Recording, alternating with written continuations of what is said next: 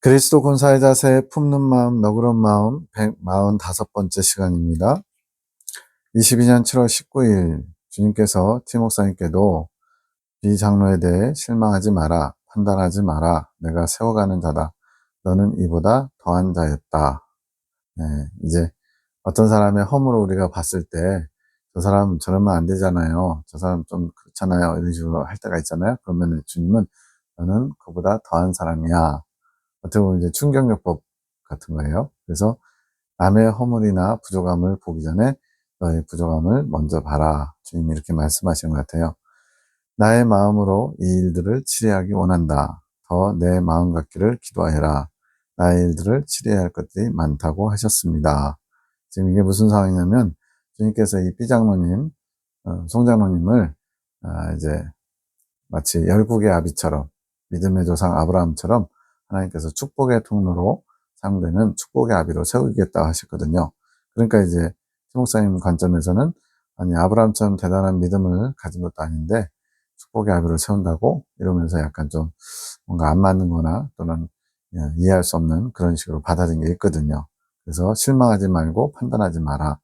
내가 세워갈 것이다. 그러니까 지금 현재 그런 어떤 역량을 또 믿음을 갖췄다는 게 아니라 주님께서 그렇게 세워 가실 거라고, 그거는 나의 영역이지 네가 판단할 영역이 아니다 하시는 거죠. 그래서 너가 지금 해야 될 것들에 더 마음을 써라 이러신 거죠. 제가 전해드리기를 주저하니 아무래도 이제 송장로님이 송원장님의 아버님이시고 또 목사님이 하시는 말도 일부분 또 성경하고 연결돼서 부정할 수 없는 부분이 있기 때문에 아직 부족하신 부분이 보이기 때문에 이제 부담스러운 거죠. 최 목사님이 못 받아들일까봐. 그랬더니 나의 일들을 이루는 것에만 충성을 다하라. 이건 뭐예요? 네 입장, 네 형편, 네 마음의 어려움 이런 거 생각하지 말고 내가 전하라면 전하고 전하지 말라면 전하지 말고 무조건적인 순종을 주님이 원하시는 거죠. 그래서 전달 드립니다. 제가 놓친 게 있었는데 다시 전달하라고 하시네요. 한 가지 더 전해야 될 게 있다는 거죠. 주님이 비장로님을 굉장히 아끼고 사랑하시는 자이고 주님의 성품을 담는 자로 고치고 세워갈 자라고 목사님께 알려드리라 하시네요. 이게 아버지가 아니었으면 좀 더 부담이 덜 될 수도 있겠어요. 전혀 상관없는 타인을 주님께서 아끼는 자, 사랑하는 자, 또 성품을 담는 자로 고치고 세워갈 자 이렇게 얘기하셨으면 부담이 덜 되겠죠. 근데 자칫 삐딱하게 보면 가족이니까 하나님이 이렇게 막 칭찬해 주는 것처럼 받아들일까 봐 죄송하고 부끄러움, 좀 송구한 마음이 있는 거죠. 모든 자들을 품는 아비의 마음으로 변화되는 주님의 기적을 보게 될 것이라고 하시네요. 우리가 기적이라고 하면 어떤 걸 기적이라고 하죠? 일상적이지 않은 거, 보편적이지 않은 거, 과학적이지 않은 거. 그래서 과학적이지 않다는 것은 아무 때나 경험할 수 없는 것들이죠. 예수님이 무리를 걷는다든가 죽은 자가 살아난다든가 자연의 법칙 순리를 어긋나게 하는 거. 근데 진정한 기적은 우리 같은 타락한 인간, 눈과 귀가 가려진 영이 죽어버린 인간이 하나님을 믿는 게 기적이죠. 창조자 하나님을 알게 되고 보게 되고 믿게 된 게 기적이죠. 그런 것처럼 이 비장로님도 그냥 정말로 인격이 훌륭하고 누구에게나 다 존중받을 만한 정말 믿음의 분이 되시는 분이야라고 칭송받는 분이라면 기적이 될 수가 없겠죠. 그냥 당연하게 그분은 그 정도 인격을 갖추신 분이야 라고 인정하게 되면 주님이 일하신 게 별로 잘 안 보일 수도 있어요. 그러나 그에 미치지 못하면 어떨까요? 사람들이 저분은 저런 분이 아니었는데 어떻게 저렇게 바뀌셨지? 하면서 하나님이 일하신 것을 보며 놀라겠죠. 사도 바울도 마찬가지죠.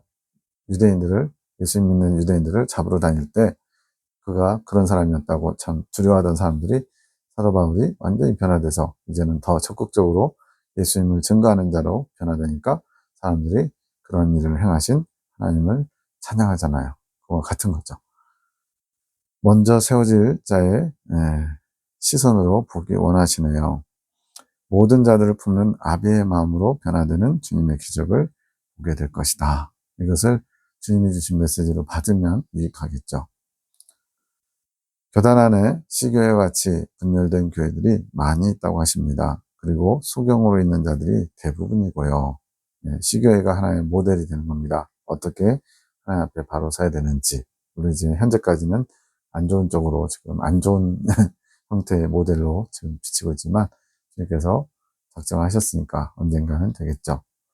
이 모든 것들이 밝은 빛 진리를 듣고도 삶 가운데 행하지 못하고 병들어 살아가고 있는 우리들의 현주소. 참 주님 앞에 죄송하기도 하고 아픔이지만 밝은 빛 진리를 알아요. 그래서 이 밝은 빛 진리라는 건 뭐 특별한 것이라기보다는 성경 속에 핵심적인 하나님이 우리에게 뭘 원하시는지, 그냥 뭐 진짜 육체의 죄, 뭐 이렇게 남녀 간의 성폭행이라든가 살인, 강간 뭐 이런 거를 저지른 거를 죄로 여기던 사람이 이제는 내면의 죄까지, 마음에 형제를 미워하는 마음 품으면 살인죄다. 머리로는 다 알고 있겠죠. 성경에 나오니까. 근데 그걸 진짜 죄로 받아들인 사람은 많지 않을 것 같아요. 그래서 내 안에 미운 마음이 들었을 때 살인죄로 여기고 주님 앞에 살인자가 벌벌 떨면서 저희 죄를 용서해 달라고, 그 정도로 빛이 밝으면 이제 그런 것을 하나하나 줄여나가겠죠. 이렇게 밝은 빛 진리를 들었음에도 삶 가운데 행하지 못하는 것, 적용하지 못하는 것, 살지 못하는 것. 왜 이렇게 되냐면 성령의 이끄심을 받지 못하고 지식으로 말씀을 받고 살아가면 그렇게 됩니다. 그것이 우리의 현 주소고 이것이 주님의 크나큰 아픔이라고 하십니다. 이제는 우리가 더 나아가서, 그래서 더 나아가서는 주님의 마음을 더 알아서 이러한 교회들 분열하고 자기중심적이고 자기 욕심을 위해서 이렇게 교회를 운영하는 목회자와 성도들이 있는 그런 교회들, 주님의 아픔인 교회들을 품기 원한다고 하십니다. 우리가 주님의 더 깊은 마음을 아는 자로서 이 일들, 주님의 아픔인 세워지지 못한 교회들, 하나님 중심적이지 못한 교회들, 특히 우리 교단 안에 있는 교회들을 이루는, 이 일들을 이루는 주님이 원하시는 주님 중심으로 바로 세우는 일을 하기 원하는 그런 도구들, 축복의 통로로 되기를 원하시고 이 시간 축복하신다고 하십니다. 누구든지 겸손히 주님 앞에 나오는 자는 하늘의 신령한 축복으로 나아가는 길을 열어주신다고 하십니다. 하나님은 어떤 사람은 사랑하시고 어떤 사람은 사랑하지 않으시고, 물론 이제 얼핏 보면 이제 베드로, 야고보, 요한 세 명을 더 사랑하신 것처럼 보이죠. 근데 이거는 어느 게 먼저냐, 닭이 먼저냐, 달걀이 먼저냐, 이 문제일 수도 있어요. 왜냐하면 그들에게 주님의 특별한 사랑을, 특은을 받을 만한 모습이 있었기 때문에 사랑한 것인지, 주님께서 그분들을 특별하게 사랑하니까 그에 부응해서 그렇게 사랑받을 만한 모습을 갖춘 것인지, 저는 둘 다 있다고 봅니다. 그래서 누구든지 겸손한 자, 주님 앞에 나의 부족함을 알고 주님을 의지하며 순종으로 나오는 자는 하늘의 신령한 축복을 열어주신다. 왜 나한테는 안 주시냐고 할 필요가 없는 거예요. 나도 겸손히 주님 앞에 나아가면 나도 받을 수 있습니다. 우리에게는 그 길이 활짝 열려 있고요. 이런 겸손의 자세, 순종의 자세를 갖추게 되면 이렇게 활짝 열려 있다는 거죠. 그리고 우리에게 열어주신 길을 다른 이들에게 알려주고 가르치고 안내해주는 일들을 하게 될 것이라고 하십니다. 이 유튜브 영상을 찍는 이유도 거기 있습니다. 이거 가지고는 절대 수익을 낼 수가 없거든요.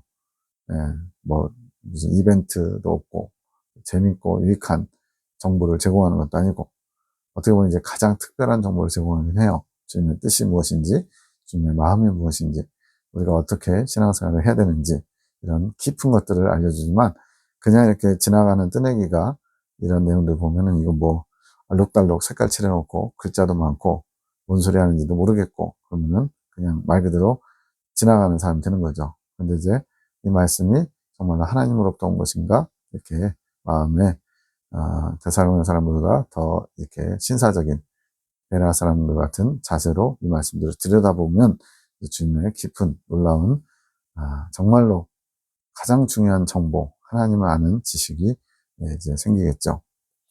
이러한 것을 알려주고 가르치고 안내해주는 일들을 우리에게 맡기셨고 또 하게 될 것이라고 하셨대요. 그동안 일들을 이루시기 위한 준비들을 해오신 것, 군사의 훈련이죠. 지금 군사의 자세로 챕터를 만들어서 하는 것도 거기에 한 일환이에요. 이 모든 계획을 마귀들이 알고 있어서 많은 공격들이 있을 것이고요. 이길 수 있는 비결은, 그런 마귀의 공격을 이길 수 있는 비결은 침묵 가운데 주님의 마음 안으로 들어가는 것이라고 하십니다. 침묵. 내 생각, 내 감정, 내 의지를 발동하지 않는 거죠. 그리고는 주님의 마음 안으로 들어간다. 주님을 깊이 소유한다, 품는다, 주님의 말씀을 품는다, 이런 의미겠죠. 지금은 주님의 마음과 하나 되기 위해 더 힘써야 한다고 하십니다. 주님의 마음과 하나 되기 위해 더 힘써야 된다. 이게 어떻게 보면 궁극적인 광야의 모든 과정이 주님의 마음을 아는 일에 힘쓰는 것이죠. 모두를 잘 인내하며, 그래서 인내는 주님 주신 말씀들을 믿으며 흔들림 속에 마음을 굳건히 하려고 애써온 것을 인내했다고 주님이 인정해 주시면서 칭찬해 주십니다. 이제는 교회 일들을, 시교회의 여러 가지 문제들, 불안의 문제들을 말하는 거예요. 사랑으로 오래 참아주라고 하십니다. 교회를 새롭게 하실 주님의 뜻을 생각하며 그 반대편의 대척점에 계신 분들을 수용, 이해해주는 마음을 가지라고 하심. 판단은 하지 말라고 하심. 분명히 보여요. 부족한 부분이 보이고, 정말 치사한 부분, 또 거짓말하는 부분, 뭐 여러 가지 악한 것들을 보게 돼요. 근데 그런 것들을 판단하지 마라. 너희는 판단자의 자리에 앉을 수 없다. 판단은 내가 한다. 너희는 그들을 긍휼히 여기면서, 포용하면서 그들을 위해서 기도만 해주렴. 이게 주님의 뜻인 거죠. 죄는 너희의 죄가 더 크다 하심. 앞에서 티 목사님도 너는 더한 자였다 한 것처럼 이런 주님의 화법이에요. 다른 사람의 티끌 보려고 하지 말고 네 눈 속에 있는 들보를 봐라. 자꾸 그러시는 거죠. 사실 우리는 이제 내 주변에 나보다 더 악하고 부족하고 좀 더 더러워 보이는 사람들이 많이 있잖아요. 근데 주님은 그 사람의 100가지의 죄보다 한두 가지의 잘한 것을 보시고 그 사람에게 소망을 주시고 바로 세우시려고 해요. 근데 우리는 그 100가지를 보고서는 한두 가지를 다 무시해버리죠. 이게 우리의 관점과 주님의 관점의 차이입니다. 그들을 위해 기도해 주라고 하신 22년 7월 24일 이렇게 송 원장님이 이제 자려고 누웠는데 이렇게 환상이 보인 겁니다. 마귀인가 싶은 남자, 그럼 거의 마귀겠죠. 위에서 떨어지는 물 같은 것을 받아먹는 게 보임. 동굴에서 이렇게 벽에서 떨어지는 물방울을 받아먹는 것처럼 그렇게 환상이 보인 거예요. 물이 뭘까 묵상하니까 그 물이 눈물이라고 하신 주님이 가르치신 거죠. 주님을 위해 흘리지 않는 눈물은 마귀가 맛있게 받아먹음. 이게 무슨 말이냐면 우리가 눈물을 흘릴 일들이 있죠. 슬퍼서, 고통스러워서, 아파서, 안타까워서. 그런데 그것이 주님과 상관없는 눈물일 경우가 많죠.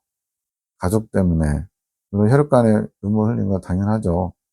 어머니가 교통사고로 병원에 입원하시는데 의식불명이다. 그러면 눈물 나죠. 그런데 눈물을 흘리지 말아야 된다는 걸 얘기하는 게 아니고 그렇게 주님과 상관없는 일에는 당연하게 이게 본성을 따라 눈물이 나는데 주님을 위해서 흘리는 눈물은 과연 얼마나 되느냐. 우리가 이런 부분을 생각해 봐야 된다는 거예요. 그래서 주님을 위해 흘리지 않는 눈물, 주님과 상관없는 눈물을 마귀가 받아먹는다. 뭐예요? 우리의 혈육 간의 애정, 친구 간의 애정, 남녀 간의 애정, 사물에 대한 애정, 또 식욕, 성욕, 명예욕, 물욕, 수면욕, 이런 사정, 오욕, 정욕과 죄성과 관련된 눈물들, 그런 것들을 마귀가 좋아하고 양식으로 삼는다는 거죠. 우리는 주님이 주시는 생명수, 생수를 통해 힘을 얻지만 마귀는 우리가 주님을 위해 흘리지 않는 눈물을 통해 힘을 얻어감, 마귀의 양식이 된다는 거죠. 이게 별거 아닌 것 같지만 아주 중요합니다. 평상시에 내가 흘리는 눈물, 내가 품는 마음, 감정들이 주님과 무슨 상관이 있는가를 늘 의식해야 돼요. 그래서 주님과 상관없는 것들은 빨리빨리 털어내야 됩니다. 한 예로 장례식장에 전에 제가 전도사로 있을 때 권사님이 굉장히 봉사도 많이 하시고 기도도 많이 하시고 나름대로 교회에 선한 영향을 끼치는 분이었어요. 그 자매가 3명인가 더 있었는데 이분들이 어머니가 돌아가셨어요. 권사님, 집사님이, 연세 많으신 집사님. 그랬더니 그 관을 붙잡고 엄마 가지마, 엄마 가지마 하는데 이렇게 장례 절차가 진행되기 어려울 정도로 막 그 마지막 그 관이 떠나는 그것을 막고 있는 거예요. 제가 그걸 지켜보면서 좀 이해는 안 됐어요. 이제 하나님을 안 믿던 분이면 진짜 많이 고통스러울 수도 있겠는데, 하나님을 그래도 믿고 돌아가셨거든요. 이제 주님께로 나아가는 그런 과정인데, 그것을 굉장히 막 예, 엄마에 대한 그런 정이 사무쳐가지고, 자매들이 3명인지 4명이 막 통곡하면서 막 관을 붙잡으니까, 다른 분들도 민망해서 어떻게 하지 못하더라고요. 그걸 보면서, 아니, 믿음은 도대체 언제 사용하는 거지? 이런 생각이 좀 들었어요. 예. 그것도 이제 제가 판단하는 것이라면 죄송한 거지만, 그 당시에는 좀 이해는 안 됐던 거죠. 안 믿는 사람이 돌아가신 것도 아니고, 믿는 분이 하나님 품으로 가는데, 혈육 간의 애정에 의해서 저렇게까지, 진행이 안 될 정도로, 슬퍼하실까? 그런 부분이 좀 이해가 안 됐었습니다. 그런 것들, 주님과 상관없이 흘리는 눈물을 마귀는 받아먹으며 양식을 삼는다는 거죠. 교회의 화합을 위하여 기도하기를 주님이 원하십니다. 이것, 교회의 화합이 주님의 뜻이고, 우리가 이 뜻에 한 마음이 되어야 함. 주님이 하신 말씀을 우리가 품어야 하는 것. 네. 주님의 말씀을 품는 것과 이웃을 품는 것, 형제를 사랑하는 것. 이 두 가지가 품는 마음이라고 했죠. 주님은 우리의 눈물을 마귀가 받아먹는 것보다 주님의 사랑을 아는 자들이 넘어지는 게 더 마음 아프심. 즉, 주님과 상관없이 흘리는 눈물, 즉 애정, 정욕과 죄성에 지배받아서 뭔가 마귀에게 양식 주는 그 모습보다 주님의 사랑을 아는, 주님의 사랑을 받은, 주님의 사랑을 깊이 경험하고 있는 하늘군대와 사랑의 사도들이 넘어지는 거. 이게 뭐예요? 주님의 말씀을 지키지 못하고 주님의 뜻을 받들지 못하고 내 생각, 내 감정을 앞세워서 범죄하는 거죠. 그렇게 하는 게 더 마음 아프신. 지금 시교의 분쟁 가운데 서로 이렇게 대립하는 가운데 지금 사랑의 사도들이 주님의 뜻을 받들지 못하고 범죄하는 모습을 지금 주님이 더 마음 아파하신다는 거예요. 그들 시교의 성도들은 주님의 뜻을 모르고 눈과 귀가 가려져서 마귀에게 쓰임받는 것이지만, 우리는 하늘군대와 사랑의 사도들은 주님의 뜻을 아는 자로서 우리의 입술이 마귀에게 쓰임받는 것이 주님께서는 더 크나큰 고통이신 것.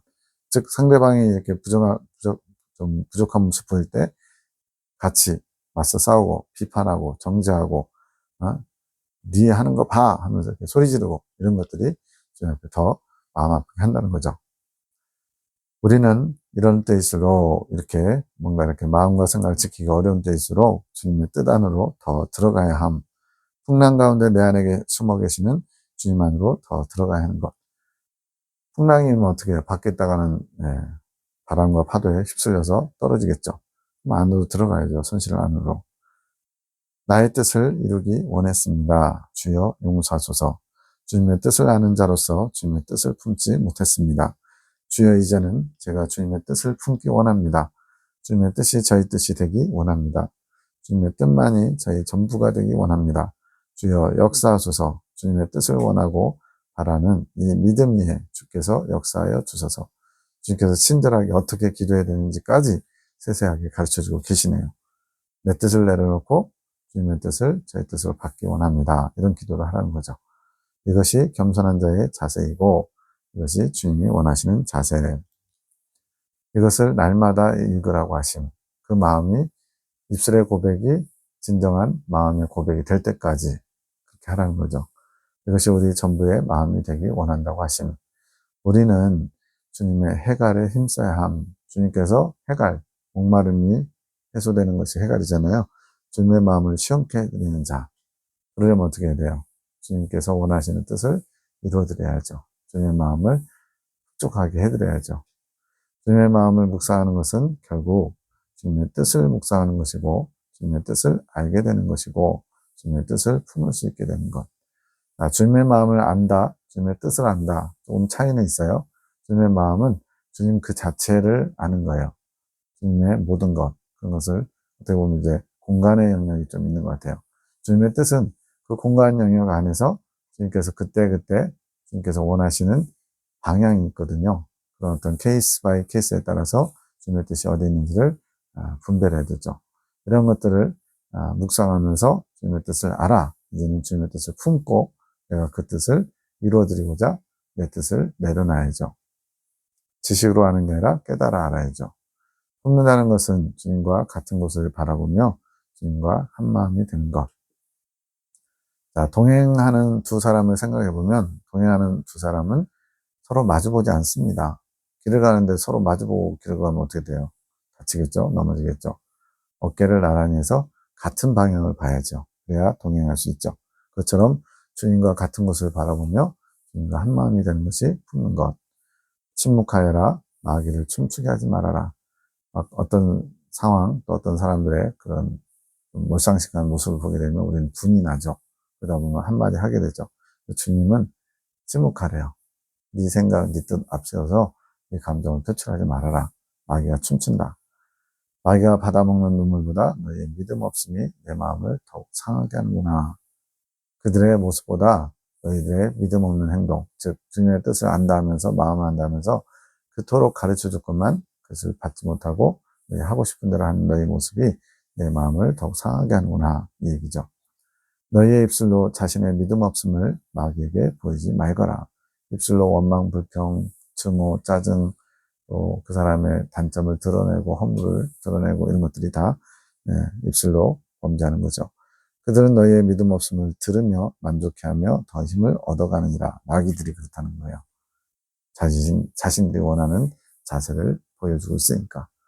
한 사람이 이거지기 위해서 주님께서는 살이 찢기고 뜯기는 단말마의 고통을 느끼시지만, 단말마라는 것은 이제 죽기 직전에 내지르는 소리래요. 한마디의 말이란 뜻도 있지만 그 뜻으로 쓰인 게 아니라 죽기 직전에 지르는 고통의 소리, 그게 단말말이에요.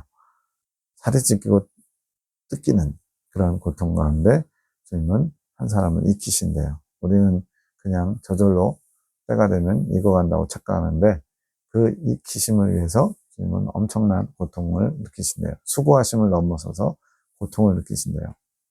주님의 기쁨과 사랑이 그보다 더 크시기에, 자, 한 사람을 익히기 위해서 수고하고 애쓰면서 느끼시는 고통과 그의 더 큰 은혜와 기쁨과 사랑, 그것이 주님을 그것을 가능케 한다는 거죠. 주님도 우리가 익어가는 모습을 보면서 크게 기뻐하시고 크게 즐거워하신대요. 그것이 더 크기 때문에 또 우리를 향하신 사랑이 더 크시기 때문에 그러한 고통을 주님도 감내하신다는 거죠. 이 모든 것을 기쁨으로 허락하심. 그렇게 우리의 영광의 면류관을 주님께 내어드린 것이 당연한 것. 이제 계시록에 보면 이제 입사 장로가 자신의 면류관을 하나님께 드리면서 모든 것이 다 주님의 영광인 것처럼 표현하죠. 그게 당연한 이유가 뭐냐면 주님께서 우리가 이렇게 영광을 취할 수 있는 그런 사람으로 바꿔가시는 일에 모든 것이 다 주님의 은혜였고 주님의 수고였습니다. 이런 구별이 들어있다는 거죠. 오직 주님의 공로, 주님의 살과 피의 공로이기 때문에 22년 7월 25일 K 목사님은요, 앞에 무슨 내용이 있고 K 목사님에 대해서 이제 물으니까 K 목사의 일에 대해서는 내가 침묵할 것이다. 이거 뭐냐면 계속 주님의 뜻을 받지 못하고 어긋나고 있는 거예요. 그래서 우리가 잘못한 거 주님이 이렇게 지적하셨으니까 우리가 이제 그걸 받고 고치면 되는데 그럼 K 목사는 어떻게 되는 건가요? 물은 거죠. 그랬더니 지금 당장은 내가 그의 허물, 잘못 이런 거에 대해서 침묵할 것이다. 그는 지금 나의 노를 부르고 있노라. 이 말이 더 무섭죠. 나중에 모아서 한꺼번에 주님께서 다루신다는 얘기로 들립니다. 너희는 잠잠하거라. 주님의 뜻을 알려 하지 말라는 의미. 거기에 대해서 관심 갖지 말라는 거죠. 그건 내 영역이다. 너희가 신경 쓸 거 아니다. 베드로도 그렇게 예수님께, 부활하신 예수님께 물었죠. 저 사랑하시는 자 요한은 어떻게 됩니까? 이렇게 보니까 그가 어떻게 되든 너하고 무슨 상관이냐? 예수님이 알려가지 말라 했죠. 비슷한 겁니다. 성도들을 기이 여겨라. 그들을 불쌍히 여겨라. 그리고 그들을 마음으로 품어주어라. 그들은 자신의 어리석음으로 인해 얼마나 많은 시간을 돌아가야 하겠느냐. 본인들이 지금 옳다고 생각하면서 K 목사님을 옹호하면서 똘똘 뭉쳐가지고 주님의 뜻을 거절하는 그런 상황이기 때문에 하나님이 그들을 버리시지 않는다면 결국은 그들이 돌고 돌아서 주님께로 나아가겠죠. 근데 그 시간이 많이 허비된다는 겁니다. 영적 성장하고도 굉장히 중요한 관계가 있겠죠. 그러니 그들을 사랑으로 대하고 품어라. 분을 품어 나이를 그르친 일이 없도록 하여라. 그들은 그렇게 불쌍한 존재들이다. 본인들이 지금 뭘 하는지 모르고 그렇게 함으로써 나에게 나오는 길이 더 멀어진 것이다. 그러니까 그들을 불쌍히 여기면서 그들을 품어라 말씀하신 거예요. 너희 삐장로님의 가정, 송장로님 가정의 가장 큰 문제는 분이다. 분낸다, 성낸다. 그것을 다루지 않고 어찌 나의 곁으로 올 수 있겠느냐. 그러니까 이제 송장로님도 강호사님도 한 성격 하시거든요. 그러다 보니까 그 분을 내는 것 때문에 많이 주님의 뜻을 그르친다는 거죠. 납작 엎드리는 자가 빨리 통과하느니라. 네, 맞습니다. 그냥 주님의 뜻에 나는 죽었습니다. 나는 죽어야 마땅한 사람입니다. 그럼 끝나거든요. 근데 나의 자존심, 나의 어떤 판단 이런 것들이 그걸 거부하는 거죠. 왜 내가 그래야 되는데 저 사람이 나보다 더 잘못했는데 이러면서. 그러니 마음으로 겸손을 품고 두 말을 하지 말거라. 그래서 두 말은 입술로 겸손에 위배되는 말을 하지 말라는 것. 그러니까 마음으로는 겸손하다고 하면서 입술로는 범죄한다. 그럼 이게 서로 안 맞죠? 매칭이 안 되죠? 마음과 입술이 동시에 겸손하게 침묵하면서 낮춰져야 되죠. 아직 너희는 사랑의 사도들은 나의 뜻을 알아가는 것에 훈련되지 않았으니 침묵하거라. 아직은 나를 품지 못해서 너희가 내뱉는 말들이 나로부터 온 것이 아니기 때문에 차라리 그러면 침묵해라는 거죠. 자꾸 내 생각을 앞세워서 주장하지 말라는 거예요. 22년 7월 26일 삐권사님, 강권사님, 이제는 그 모습이 부끄러워야 한다고 하신 어떤 모습이냐면 분이 났는데 참았어요. 그것에 이제 스스로 만족해 하는 거죠. 내가 지금 승질 났지만 주님 때문에 참았어. 그걸 이제 스스로 만족한다. 재밌죠? 어린아이 같은 모습이 있으신 거죠.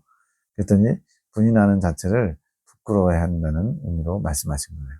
그러니까 분 내는 것 자체가 잘못된 거지 분이 나는데 참았다. 이것이 안 된다는 거죠.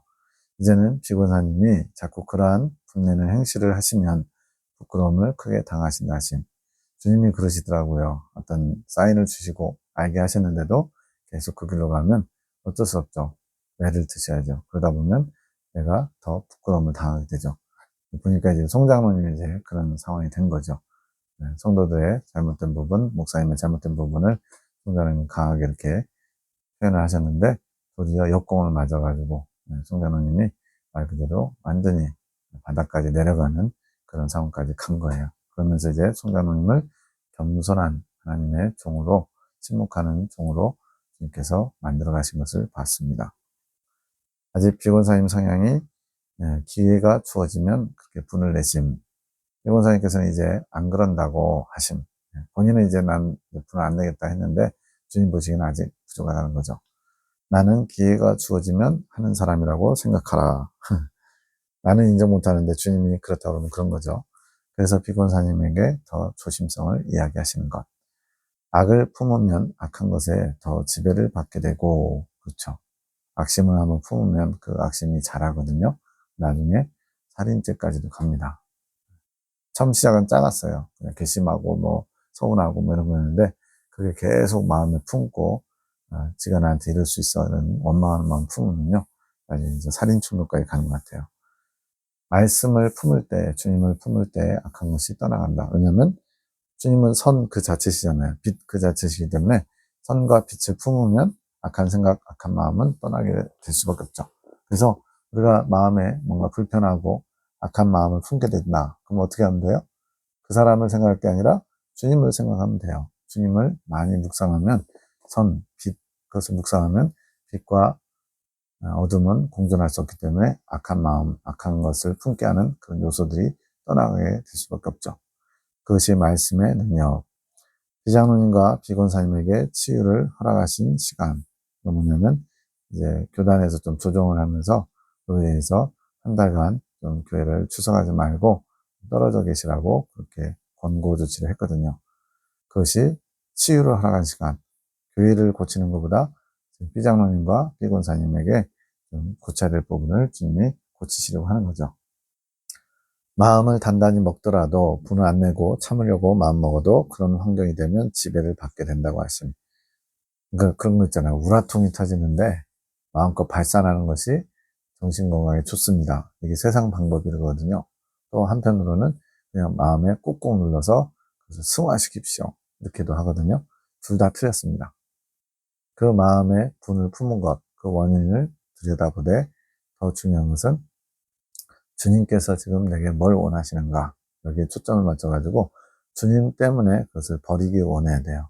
근데 그것도 나 혼자 버리는 게 아니라 주님의 도우심으로 주님과 함께 버려나가야죠. 그래야만 고쳐지지, 그냥 내 의로, 자기 노력으로, 자기 의지로 그래서 고치려고 해봐야 잠시 덮어두는 거지, 또 기회가 주어지면 또 나오게 돼 있거든요. 22년 8월 9일, 사람을 믿는 게 아닌 주님을 믿어야 함.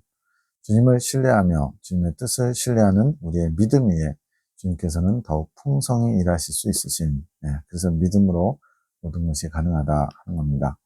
주님은 믿음 없는 자를 부끄럽게 하시는 것. 여기서 믿음을 왜 발휘해야 되죠? 내가 하는 게 아니라 주님이 하신다. 내 안에 계신 성령님이 하신다. 이게 믿음이죠. 주님이 부끄럽게 하시는 것이 아니라 믿음이 없는 우리가 부끄러움을 당하는 것. 즉, 모든 일의 결과가 나에게 좀 어떤 고통스러운 일이 찾아온다. 그럼 주님이 우리를 징계하시고 우리를 미워하셔서가 아니라 우리 스스로가 자초하는 것이라는 거예요. 주님의 뜻이 이루어질 때 부끄러움을 당하지 않도록 늘 깨어 나의 마음을 지켜야 함. 우리의 믿음을 흔들어 보시는 것. 주님의 뜻이 이루어지려면 주님께서 원하시는 방향으로 가야 되는데, 우리가 불순종할 때, 우리의 의를 내세울 때 우리는 부끄러움을 당할 수 있거든요. 그래서 그런 믿음을 흔들어 보시는 상황일 때 잘 넘어가는 비결은 나는 없습니다. 나는 죽었습니다. 나는 존재하지 않습니다. 오직 주님만이 전부이십니다. 이런 자세죠. 우리의 믿음을 지켜야 함, 굳게 지켜야 하는 것. 그러기 위해서는 주님이 주신 말씀 위에 굳건히 서 있어야 함. 스스로 지혜 있다 옳다는 자는 부끄러움을 당하게 될 것. 자기 의를 의지하는, 자기 의지를 내세우는 사람들은 부끄러움을 당하게 된대요. 그러니 늘 주님의 말씀 앞에 겸손히 순종하는 자세가 있어야 함. 자신의 믿음 없음을 돌아보며 더욱 열심을 내어 주님께 믿음을 구하며 말씀 앞에 나오라고 하심. 우리의 한마음 한뜻은 주님이 주신 말씀 앞에 한마음 한뜻이 되어야 하는 것. 우리끼리 똘똘 뭉치고 한마음을 이루라는 게 아니고 주님의 말씀을 중심으로 주님의 말씀에 내 마음이 합해지는 거죠. 그게 한마음 한뜻이에요. 사람을 품지 못한다면 말씀을 품으라고 하심. 그 사람 자체를 수용할 능력이 마음 자세가 없으면 주님의 말씀을 품으면 그것이 되는 거죠. 그래서 성경에도 사람이 그 주님께 주님이 받으실 만한 그런 모습을 보이게 되면 주께서 그 사람과의 원수와도 화목하게 하신다는 표현이 있어요. 사람의 행위가 여호와를 기쁘시게 하면 그 사람의 원수라도 화목하게 하신다. 그러니까 항상 초점이 뭐냐면 그 대상, 그 사건, 거기에 우리가 매이는 것이 아니라 주님을 바라보는 거예요. 주님을 의지할 때 주님께서 이루실 수 있기 때문에 말씀을 품는다면 사람을 품을 수 있게 된다고 하심. 이것이 주님의 말씀의 능력이라고 하심. 내가 아직 부족하고 연약한 부분이 있다면 주님의 말씀을 내 안에 품지 못했기 때문에, 아직 실제가 되지 못했기 때문에, 아직 그 말씀을 경험하지 못하고 있기 때문에 아직 부족하고 연약한 것이라고 말씀하심. 실제는 주님의 생명이 아닌가 묵상했더니 주님의 말씀을 품는 자가 주님의 생명을 품을 수 있게 되는 것. 결국은 말씀을 품었다는 것은 주님의 마음을 알려고 하는 것이고, 그 마음을 아는 자가 주님의 생명을 갖게 되거든요. 왜 주님의 생명을 품는다고 하는 것인가? 주님의 생명을 품으면서 주님과 점점 하나됨을 이루어가는 것. 주님과 생명의 합의에 이른 것은 한순간에 확 되는 게 아니라 점점 주님의 생명을 내 안에 소유해가는, 점점 그 영역이 넓어져서 온전히 생명과 하나 되는 그 시점이 오는 것입니다.